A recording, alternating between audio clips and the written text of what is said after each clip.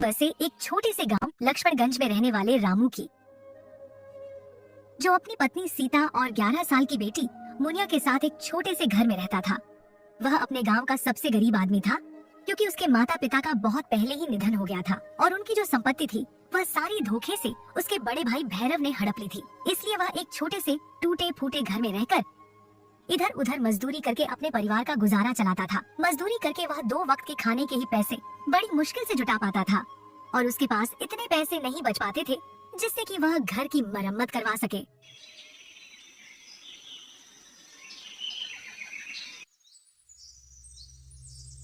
अरे ओ फटेहाल, तू फिर पानी लेने आ गई। कहीं हमारे मटकों को अपवित्र मत कर देना। हमारे जाने के बाद ही पानी भरना, तू समझी ना। सीता उन औरतों के सामने कुछ भी नहीं बोलती है और उनके जाने के बाद पानी भरकर चुपचाप अपने घर की ओर लौट आती है। सीता उदास मन से घर आती है और अपने पति से कहती है, अजी हमारी क्या गलती है जो गांव वाले हमारे साथ ऐसा बर्ताव करते हैं? क्या गरीब होना गुनाह है? हमने तो कभी किसी का बुरा नहीं किया। अरे भाग्यवान, तुम क्यों फिक्र करती हो? मैं हूँ ना, सब ठीक कर दूंगा। तुम देखना, यही लोग एक दिन हमसे मिलने को तरसेंगे। वक्त बदलने में देर नहीं लगती। रामू न सिर्फ मेहनती था बल्कि दिल का भी बहुत अच्छा था। वो हमेशा दूसरों का भला सोचा करता था। लाओ भाग्यवान, अब खाना लगा दो, बहुत जोरों से भूख लगी है। फिर काम पर भी तो जाना है। हाँ ठीक है जी, आप हाथ मुंह धो लीजिए, मैं अभी खाना लगा देती हूँ।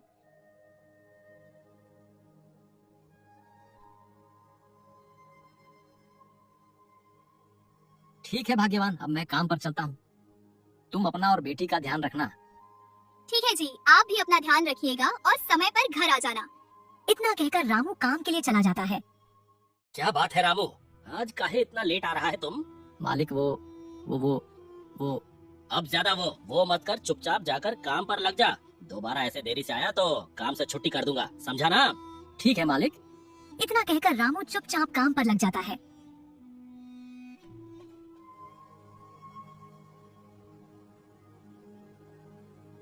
मालिक, आज कुछ पैसे एडवांस दे देते तो अच्छा होता। मुझे बहुत ज्यादा जरूरत है, राशन और घर की मरम्मत करवानी है। अरे रामू, मैंने कल ही तुम्हारा खाता संभाला था, तुम्हारी और पहले से ही ज्यादा चल रहे हैं। पहले उनको तो चुकता करो, फिर एडवांस दूंगा। मालिक आप फिक्र मत करो, मैं दिन रात मेहनत करके आपका जितना भी पैसा बकाया है सब चुका दूंगा। इस बार थोड़ा सा एडवांस और दे दो मालिक। अच्छा ठीक है रामू, लेकिन तुम्हें टाइम से रोज काम पर आना होगा, ठीक है ना? इतना कहकर तिवारी सेठ रामू को कुछ पैसे दे देता है। आपका बहुत बहुत शुक्रिया मालिक। ठेकेदार से पैसे लेकर रामू घर के राशन लेने के लिए निकल पड़ता है। रामू राशन का सामान खरीदकर घर के लिए कुछ दूर चला ही था कि तभी रास्ते में उसे एक बुढ़िया मिलती है। वो रामू को रोक कर कहती है, बेटा, मेरे घर का सारा राशन और मेरी दवाइयाँ खत्म हो चुकी है और मैं 2 दिन से भूखी हूँ। मैंने कुछ नहीं खाया है, क्या तुम मेरी मदद करोगे बेटा? हाँ अम्मा, क्यों नहीं। इतना कहकर रामू राशन का सामान और घर की मरम्मत के लिए बचाए हुए पैसे उस बूढ़ी अम्मा को दे देता है। ये लो अम्मा, कुछ पैसे हैं, इनसे आप अपनी दवाइयाँ ले लेना। भगवान तुम्हारा भला करे बेटा। जिंदगी ने ऐसे मोड़ पर ला खड़ा किया है जहाँ ना हिम्मत साथ दे रही है, ना हाथों में ताकत बची है। घर में कमाने वाला कोई नहीं और यह बूढ़ा जिस्म अब मेहनत के काबिल नहीं रहा। मजबूरी ऐसी कि पेट की आग बुझाने के लिए हाथ फैलाने पड़ रहे हैं, वरना कौन चाहेगा यूँ किसी के सामने हाथ पसारना। अरे अम्मा, जरूरतमंदों और असहाय की मदद करना तो हम सबका कर्तव्य है। अच्छा तो ठीक है अम्मा, अब मैं चलता हूँ, अपना ध्यान रखिएगा। इतना कहकर रामू अपने घर के लिए चल पड़ता है। रात होते होते रामू घर पहुंचता है। घर के दरवाजे पर खड़ी सीता रामू का बेसब्री से इंतजार कर रही थी। अजी आज तो बहुत देर कर दी आने में। क्या हुआ, कहाँ रुक गए थे? रामू अपनी पत्नी सीता को रास्ते की सब बातें बताता है। मुनिया के बापू, ये तो बहुत पुण्य का काम किया है आपने। हमें जरूरतमंदों की मदद करनी चाहिए। चलो आओ, आप बहुत थक गए होंगे, थोड़ा आराम करो, मैं आपको खाना लगा देती हूँ। वे सब खाना खाकर सो जाते हैं। रात का यही कोई दूसरा पहर चल रहा होगा और रात्रि अपने गहरे सन्नाटे में डूबी थी कि तभी अचानक मौसम ने अपनी करवट बदली। तेज हवाओं के साथ आसमान में जोर जोर से बिजलियां कड़कने लगती हैं, जैसे कोई दैवीय शक्ति अपना प्रचंड रूप दिखा रही हो। और देखते ही देखते भयंकर बारिश शुरू हो जाती है, जैसे कुदरत ने अपना सारा रोष धरती पर उड़ेल दिया हो। बारिश इतनी तेज थी कि रामू के कच्चे घर की छत उसे सहन नहीं कर पाई। छत में जगह जगह छेद हो गए थे और पूरा घर बारिश के पानी से भर गया था। कुछ देर बाद जब पानी रामू के बिस्तर के नीचे जाता है तब उसकी आंख खुलती है। हे भगवान, ये क्या हो गया? पूरा घर ही पानी से भर गया। सीता, ओ सीता, अरे ओ भाग्यवान, जल्दी उठो, पूरे घर में पानी भर गया। भगवान, ये क्या हो गया? पूरा घर ही पानी से भर गया।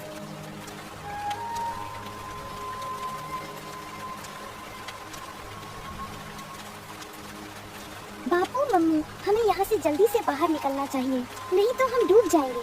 छत भी देखो कैसे टपक रही है, मुझे लग रहा है ये हमारे ऊपर गिर जाएगी। हाँ जी, हमें यहाँ से बाहर निकलना चाहिए। दुनिया ठीक कह रही है भाग्यवान, लेकिन इतनी बारिश में हम अपना इतना सारा सामान लेकर कहाँ जाएंगे? अजी, मैं कह रही थी कि हमारा जो भी जरूरी सामान है उसे किसी बोरी में भरकर आपके बड़े भैया भैरव के यहाँ दे आते हैं। हाँ भाग्यवान, तुम ठीक कह रही हो। चलो सारा सामान किसी बोरी में भरकर भैरव भैया के यहाँ चलते हैं। बारिश बहुत तेज है, मुझे नहीं लगता ये छत अब ज्यादा देर तक टिक पाएगी। वे दोनों अपनी जरूरत का सारा सामान लेकर अपने भाई भैरव के घर की ओर चल पड़ते हैं। वे उस भयंकर बारिश में जैसे तैसे करके भैरव के घर तक पहुंच जाते हैं और उसके घर का दरवाजा खटखटाते हैं। भैरव भैया, ओ भैरव भैया, दरवाजा खोलिए। अरे रामू, तू और इतनी रात में क्यों इतना जोर जोर से दरवाजा बजा रहा है? दरवाजा तोड़कर ही मानेगा क्या?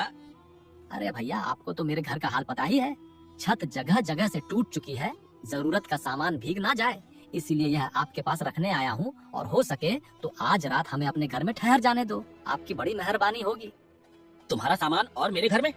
नहीं नहीं, मैं तुझ जैसे फटीचर को अपने घर में हरगिज नहीं रख सकता। जाओ जाओ, कोई और ठिकाना देखो। इतना कहकर भैरव गुस्से में अपने घर का दरवाजा बंद कर लेता है। आखिरकार वह थक हार के अपनी बेटी और पत्नी के साथ अपने घर के सामने वाले पेड़ के नीचे बैठकर बारिश के थमने का इंतजार करता है। ये कैसी परीक्षा ले रहे हो ऊपर वाले? देख रही हो भाग्यवान, हमारे अपने भी इस मुश्किल घड़ी में हमारा साथ नहीं दे रहे। अजी, आप चिंता मत कीजिए, समय हमेशा एक जैसा नहीं रहता, कभी हमारा भी अच्छा समय आएगा, बस आप धैर्य बनाए रखें। अरे भाग्यवान, पूरी जिंदगी से धैर्य ही तो रखे हुए हैं, अब और कितना धैर्य रखे? अजी, आप बस ऊपर वाले पर भरोसा रखो, बस सब ठीक कर देंगे। उनके घर देर है अंधेर नहीं। रामू और उसका परिवार उस पेड़ के नीचे बैठकर बारिश के रुकने और सुबह होने का इंतजार करते हैं। सुबह होते होते बारिश रुक जाती है। बारिश का पानी कम होते ही वे अपना सामान लेकर घर जाते हैं। वे अपने घर के अंदर आकर देखते हैं कि उनके घर की हालत बहुत ज्यादा खराब हो चुकी है। देखो भाग्यवान, घर का कैसा हाल हो गया है। हमारा सारा सामान खराब हो गया है और हमारे पास खाने को कुछ बचा भी नहीं है। घर की मरम्मत और राशन पानी के लिए मुझे कुछ काम देखना होगा। हाँ जी, मुझे नहीं लगता कि हमारा यह घर अगली बरसात सहन कर पाएगा। हमें अब इसकी जल्द से जल्द मरम्मत करवानी होगी। रामू काम की तलाश में घर से चल पड़ता है। सबसे पहले वह ठेकेदार तिवारी सेठ के यहाँ जाता है और उन्हें अपने हालातों के बारे में बताता है। अरे रामू, ज्यादा बारिश हो जाने से सारा काम ठप्प पड़ा है। देखो, अनाज की सारी बोरियां भीग कर खराब हो चुकी हैं। मैं खुद घाटे में चल रहा हूँ। फिलहाल तुम कोई और काम देखो। वह दिन भर इधर उधर काम की तलाश करता है, लेकिन ज्यादा बारिश हो जाने की वजह से उसे कहीं पर भी कोई काम नहीं मिलता है।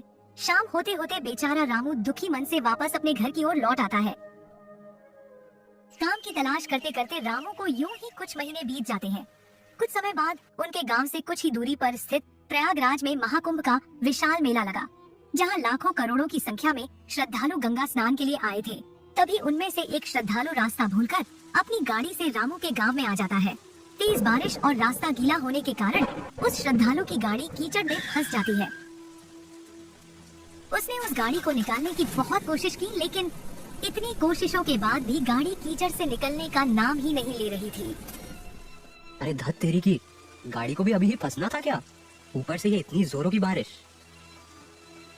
तभी वहाँ से कुछ गांव वाले गुजर रहे थे। उसने उनसे मदद मांगी। भाइयों, अरे ओ भाइयों, मेरी मदद करो, मेरी गाड़ी कीचड़ में फंस गई है। नहीं नहीं नहीं नहीं, बारिश बहुत तेज हो रही है। इतनी बारिश में हम क्या मदद करेंगे भाई? नहीं नहीं नहीं, हमसे तो नहीं होगा। तुम किसी और को देख लो, हम लोग चलते हैं। ऐसा कहकर वो दोनों वहाँ से चले जाते हैं।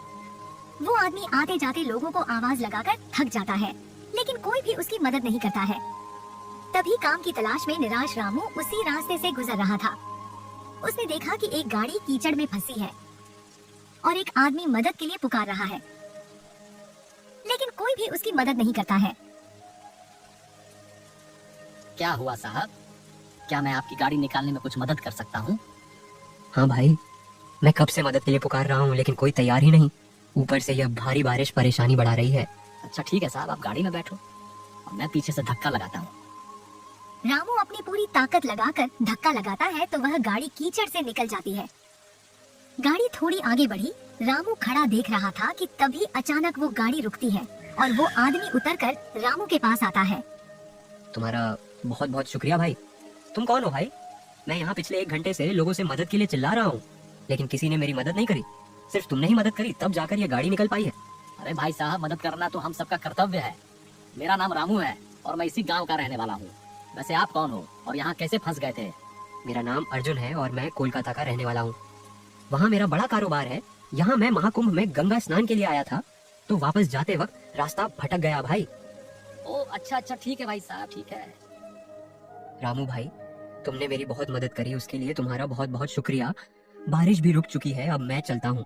अरे भाई साहब, यहाँ से कोलकाता का सफर तो बहुत लंबा है और रात भी होने वाली है। इतनी रात में आप कहाँ रुकोगे? रामू उस आदमी को अपने घर चलने के लिए आमंत्रित करता है तो वह आदमी रामू की बात मान लेता है और वे दोनों गाड़ी में बैठकर रामू के घर की ओर चल पड़ते हैं। रामू उस आदमी को अपने घर लेकर आता है। रामू की पत्नी सीता उनका स्वागत करती है। वो आदमी चारों ओर नजर दौड़ा कर देखता है तो वह बहुत उदास हो जाता है क्योंकि रामू का घर पुराना मिट्टी से बना है और टूटा फूटा है, जिसकी छत भी लगभग टूट ही चुकी है। वैसे तुम काम क्या करते हो भाई? अरे क्या बताऊं साहब, कब से काम की तलाश में भटक रहा हूँ मगर कहीं मिलता ही नहीं है। जैसे तैसे मजदूरी करता था, लेकिन बारिश ने वह भी छीन लिया। रामू उस आदमी को अपनी सारी कहानी सुनाता है। अरे भाई, ये तो तुम्हारे साथ बहुत गलत हुआ। तुम्हारे बड़े भाई ने तुम्हारे साथ ठीक नहीं किया, लेकिन तुम फिक्र मत करो, सब ठीक हो जाएगा। अजी मैंने खाना लगा दिया है, आइए खा लीजिए।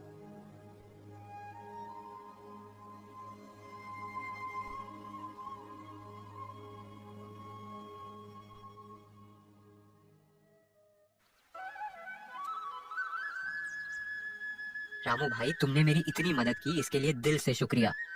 अब तुम्हें गरीबी में रहने की जरूरत नहीं। चलो मेरे साथ, मैं तुम्हें अच्छा काम दूंगा। क्या सच में? क्या आप मुझे काम देंगे साहब? अरे हाँ रामू भाई, मेरे पास शहर में बहुत सारे काम हैं और वैसे भी मुझे एक ऐसे आदमी की जरूरत थी जो बहुत मेहनती और ईमानदार हो, जो कि मेरे हिसाब से तुमसे ज्यादा कोई भी नहीं हो सकता। चलो तुम मेरे साथ चलो, मैं तुम्हें अच्छा घर और काम दूंगा। सारा सामान तैयार है ना रामू भाई? हाँ भाई साहब, सब कुछ तैयार है। वो आदमी उन्हें लेकर शहर की तरफ चल पड़ता है।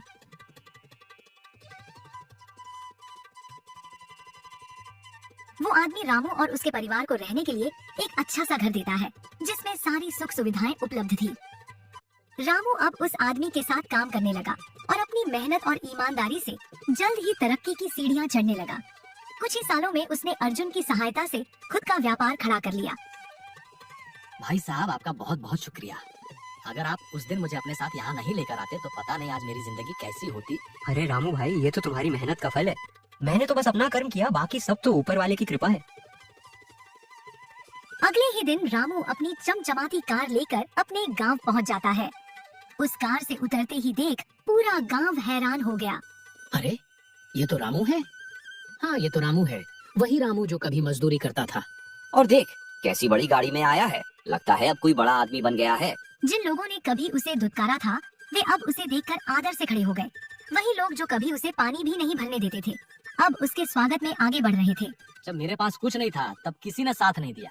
आज जब मैं सफल हूँ तो सब सम्मान देने आ गए। क्या इंसान की इज्जत सिर्फ उसके पैसे से होती है? रामू की बातें सुनकर सारे गांव वाले शर्मिंदा थे।